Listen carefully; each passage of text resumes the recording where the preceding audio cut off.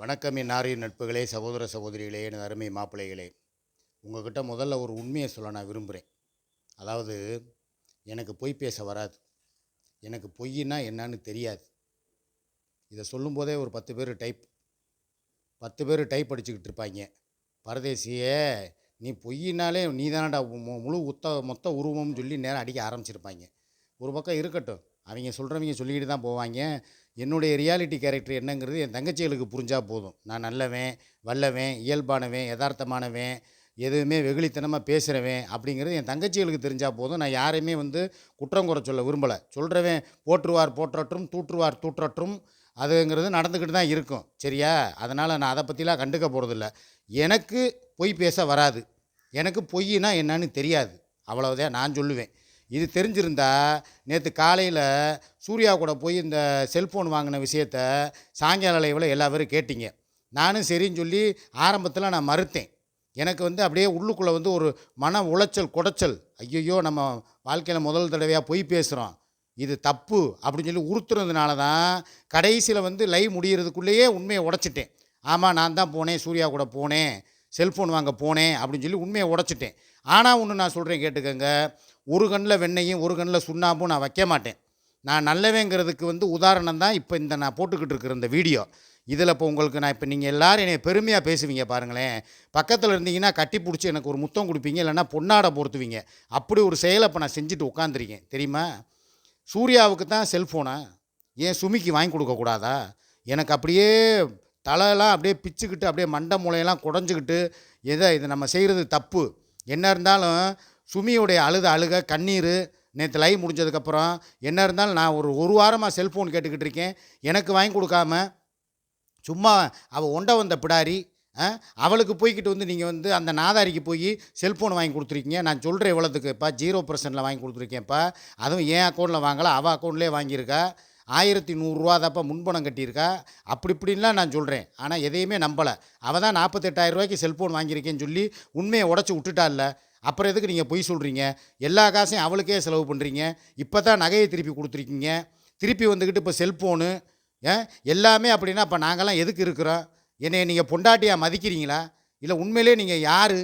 உண்மையிலே உங்களை என் புருஷன்னு சொல்கிறதுக்கே எனக்கு வெறுப்பாக இருக்குது அப்படின்னு சொல்லி பயங்கரமான பிரச்சனை ஓடி கண்ணீர் விட்டு கதறினதுக்கப்புறம் எனக்கு மனசு கேட்காம என்னுடைய மனைவிக்காக நான் போய் ஒரு செல்ஃபோன் பில்லோடு வாங்கிட்டேன், புதுசு. பார்த்துக்கங்க எல்லோரும். இது என்ன மாடல்னால் கேலக்ஸி F54 5G செட்டு. எதாக இருந்தாலும் ஸ்பீடாக இருக்கும். இதோடைய விலை 32,999 ரூபா. இந்த பார்த்துக்கங்க, உங்களுக்கு பில்லோடு காட்டுறேன், வெயிட் பண்ணுங்கள். இந்த பாருங்கள், நேற்றே வாங்கி எல்லாம் செக் பண்ணி இந்த இருக்குது. ஃபோன் ஏதோ இருக்கிறது. இந்த பார்த்துக்கங்க, இதுதான் நான் வாங்கி கொடுத்துருக்குற அந்த புது ஃபோன். இந்த ஃபோனுடைய மாடல் யார் வேணாலும் போய் பஜார்லேயோ இல்லை ஆன்லைன்லேயோ போய் இதை செக் பண்ணிக்கிறலாம். இந்த இந்த செல்லோட rate Galaxy F54 5G model. சரிங்களா? எல்லாமே அப்படியே பாக்ஸோட புது செட்டு. சரியா? இந்த வாங்கியிருக்கேன், பில்லு காட்டுறேன். இந்த இருக்குது.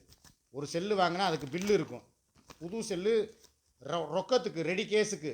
இந்த பாருங்கள், ஸ்ரீ சக்கரா மொபைல் கேலக்ஸி அப்படிங்கிற கடையில் நான் வாங்கியிருக்கிறேன். இந்த பார்த்துக்கங்க பில்லு, அமௌண்ட்டையும் பார்த்துக்கங்க. இந்த இருக்குது. ஒரு நிமிஷம், அமௌண்ட்டு தெரியாதவங்க அமௌண்ட்டை பார்த்துக்கங்க. 32,999 ரூபா. பார்த்தீங்களா? புது ஃபோனு இவங்களுக்காக நான் வாங்கிட்டேன். சரியா? இனிமேல் என்னை யார் நாக்கு மேலே பல்லு போட்டு பேச முடியாது. காரணம், இந்த புது ஃபோன் காலையிலே வாங்கிட்டு நான் சுமிக்காக நான் கொடுத்தாச்சு. ரைட்டா? இப்போ என்னை யாராவது குற்றம் குறை சொல்லுவாங்களா? சொல்கிறதுக்கு ஏதாவது வார்த்தை உண்டா? நேற்றே பார்த்தீங்கன்னா சாயங்காலம் அந்த பிறந்தநாள் கொண்டாடத்துக்கு என்னை நிறையா பேர் இந்த இதில் கழுவி ஊற்றிருக்காங்க. ஷார்ட்ஸில் போட்டிருக்கிற ரீல்ஸில் சில பேர் கழுவி ஊற்றிருக்காங்க. அவ்வளோ தூரம் சூர்யா உனக்கு துரோகம் பண்ணியிருக்கா, பெரியம்மா கூட கூட்டணி வச்சுருக்கா, அந்த சைத்தான் கூட. அப்படி இருந்து எதுக்குடா நீ கேக்கு வெட்டுறதுக்கு நீ அங்கே போன அப்படின்னு சொல்லி ஒரு கேள்வி. ரெண்டாவது, சுமி வீட்டில் கூப்பிட்டு கேக்கு வெட்டுறதுக்கு அனுமதி கிடையாது. ஏன்னா குமரேசன் சூர்யாவும் குமரேசனும் ரொம்ப ஒட்டி பிறக்காத ரெட்டை குழந்தைகள் மாதிரி. அப்போ அக்கா அக்கா அக்கான்னு சொல்லி அவன் உருகுவான், தம்பி தம்பி தம்பின்னு சொல்லி இவ உருகுவான். ஆக பிறந்த நாள் அப்படிங்கிறது எனக்கும் அந்த தகவல் வந்துச்சு. காலையிலே வந்து எப்படி சூர்யாவுக்கு ஃபோன் பண்ணி அவன் பிறந்தநாளை சொன்னானோ அதே மாதிரி தான் எனக்கும் ஃபோன் பண்ணி அண்ணே பர்த்டேண்ணே அப்படின்னு சொல்லி சொன்னான். அப்போ நான் தான் சொன்னேன், வாப்பா நம்ம சுமி வீட்டில் கூட போய் கேக்கு வெட்டலாம், இல்லைன்னா எங்கள் அம்மா வீட்டுக்கு வாப்பா நம்ம கேக்கு வெட்டலாம், நான் உனக்கு கேக்கு ஆர்டர் பண்ணுறேன்ப்பா வாப்பான்னு சொல்லி நான் தான் கூப்பிட்டேன். கூப்பிட்டதுக்கு அவன் ஒரே வார்த்தை என்ன சொல்லிட்டான், எங்கள் அக்கா தான் எனக்கு ரொம்ப முக்கியம், ஏன்னா சூர்யா அக்காவை வச்சு தான் என்னை எல்லாத்துக்கும் தெரியும் அப்படின்னு சொல்லி அவனுடைய ஸ்டேட்மெண்ட்டு, குமரேசனுடைய ஸ்டேட்மெண்ட்டு. அக்காவை வச்சு தான் எல்லோரும், உங்களையே எனக்கு அக்காவை வச்சு தானே தெரியும், அதனால் அக்கா வீட்டில் வச்சு தானே கேக்கு வெட்டணும் அப்படின்னு சொல்லி ஒரே வார்த்தை அவன் சொன்னான். சரின்னு சொல்லி அவனுக்காக ஒரு மரியாதை நிமித்தமாக சரி அவன் கூப்பிட்றான், அவனும் அவனுடைய மனைவியும் வந்திருந்தாங்க, அதனால் சரி அவன் கூப்பிட்றான், ஏன்னா அவனுக்கு வந்து இப்போ மேலூர்லேருந்து இங்கே வந்திருக்கான். அப்படிங்கும்போது நம்ம ஏதாவது நம்ம சார்பாக அவள் சூர்யா என்ன பண்ணியிருக்கா, ஏதோ ட்ரெஸ் எடுத்து கொடுத்துருப்பா போல், ஒரு 1000 ரூபாயோ 1500 பணம் போட்டு, தம்பி நீ பேண்ட் ஷர்ட் எடுத்துக்கடா அப்படின்னு சொல்லி கொடுத்துருக்கா.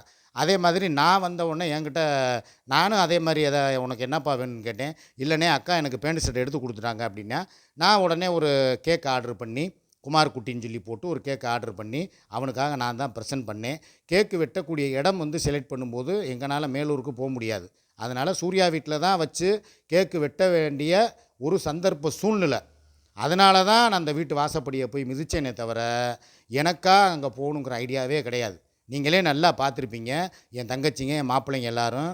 நான் போனேன், கேக்கு வெட்டினேன், அடுத்த நிமிஷம் அவன் எனக்கு கேக்கு ஊட்டி விட்டான், நான் அவனுக்கு ஊட்டி விட்டேன். எல்லோரும் ஒரு விஷயத்தை நல்லா கவனித்து பார்த்தீங்களா, நான் ஏதாவது திருப்பி சூர்யா என்ன எதிர்பார்த்தா என்கிட்ட, நான் அந்த கேக்கை கட் பண்ணி ஒரு பீஸ் எடுத்து அவளுக்கு ஊட்டுவேன் அப்படின்னு சொல்லி அவள் எதிர்பார்த்துக்கிட்டு இருந்தான். ஆனால் நான் என்ன பண்ணேன், கோகுல் நீங்கள் வா, நீ இந்த கேக்கை சாப்பிடு அப்படின்னு சொல்லி எனக்கு கொடுத்த அந்த எச்சில் கேக்கை எதிர்பார்த்துக்கிட்டு இருந்த சூர்யாவுக்கு கொடுக்காம நான் கோகுலுக்கு கொடுத்தேன்.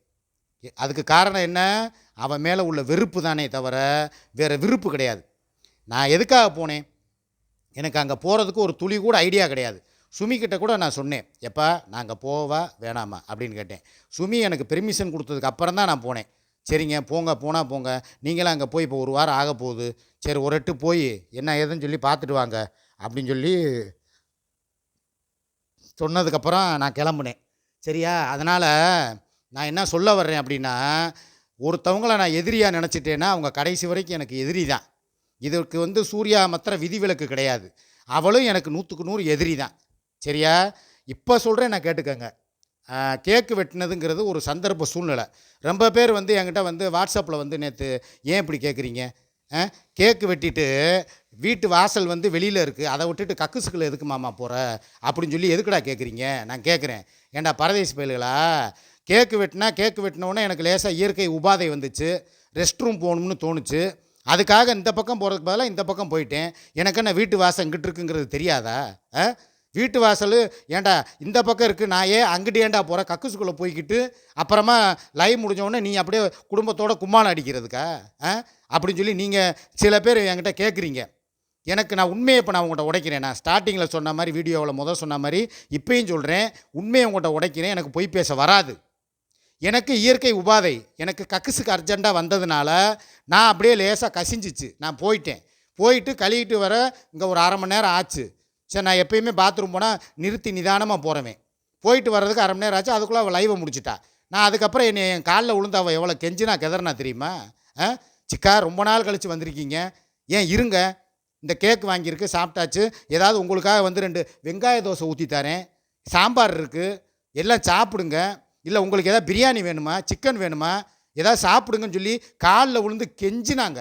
யார், குமரேசனும் என் காலில் விழுந்தான், அண்ணே போகாதீங்கண்ணே, இருங்கண்ணே, தம்பி கோச்சுக்கிறாதீங்க, எனக்கு மான மரியாதை தான் முக்கியம்.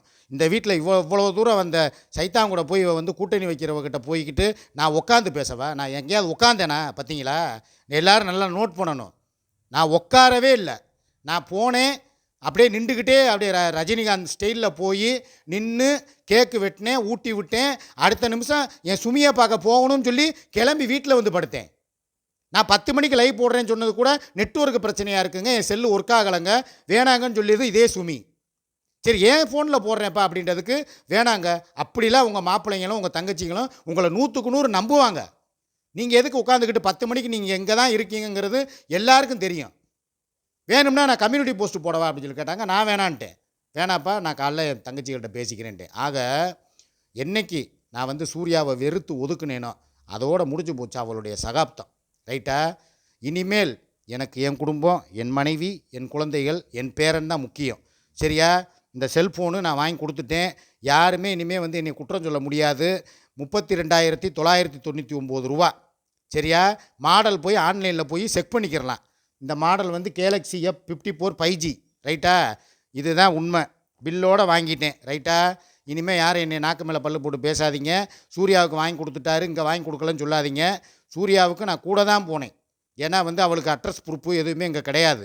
நான் தான் கேரண்டர் போடணுங்கிறதுக்காக நான் போனேன். ஏன்னா அவள் வாங்கினது வந்து சத்தியப்படி லோனு. அவள் உருட்டுவா. 48,000 ரூபா கொடுத்து ரெடி கேஸ்க்கு வாங்கினேன்னு சொல்லி உங்கள்கிட்ட உருட்டுவா. யாரும் நம்பாதீங்க. சரியா? உங்கள் சுமியத்தை இன்றைக்கி ரொம்ப சந்தோஷமாக இருக்காங்க.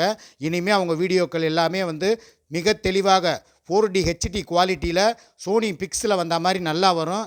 பார்க்குறதுக்கே வந்து சூப்பராக இருக்கும். அவங்களுடைய வீடியோக்கள் வரும். இனி தொடர்ந்து நேற்று இன்னொரு விஷயம் சொல்ல நான் மறந்த விஷயத்தை சொல்லிடுறேன். நேற்று நானும் சுமியும் இணைந்து முதன்முறையாக என்னை தொட்டு வீடியோ போட்டு எனக்கு அவங்க குங்குமம் வச்ச வீடியோவுக்கு நீங்கள் கொடுத்த ஆதரவு மிக அதிகம். கமெண்ட்ஸுகளும் அருமையாக இருந்தன. அதனால் இனியும் தொடர்ந்து யாருடைய மிரட்டலுக்கும் பயப்படாமல், எனக்கு நேற்று சூர்யா யாருக்கிட்ட இருந்து மிரட்டல் வந்துச்சோ இல்லையோ, சூர்யா கிட்ட இருந்து பயங்கரமான மிரட்டல். உனக்கு இருக்கிற ஒன்றையும் நான் பிடிங்கிட்டு கூட போகிறேன் அப்படின்னு சொல்லி ஏகப்பட்ட டார்ச்சர். இதுக்கெல்லாம் அந்த சில்வண்டுகள் வந்து சிக்கும். இந்த சிறுத்தை வந்து இதுக்கு பயப்படாது. ரைட்டா? நீ என்ன வேணாலும் பேசிட்டு போ, தொடரும். உன் மிரட்டலுக்கு நான் அடிபணிய மாட்டேன். சரியா? நீ வந்து என்ன தான் பேசினாலும் சரி தான். இனியும் நாங்கள் தொடர்ந்து கட்டி அணைத்து வேறு என்னென்னப்பா எப்படிப்பா வீடியோ போடணும்?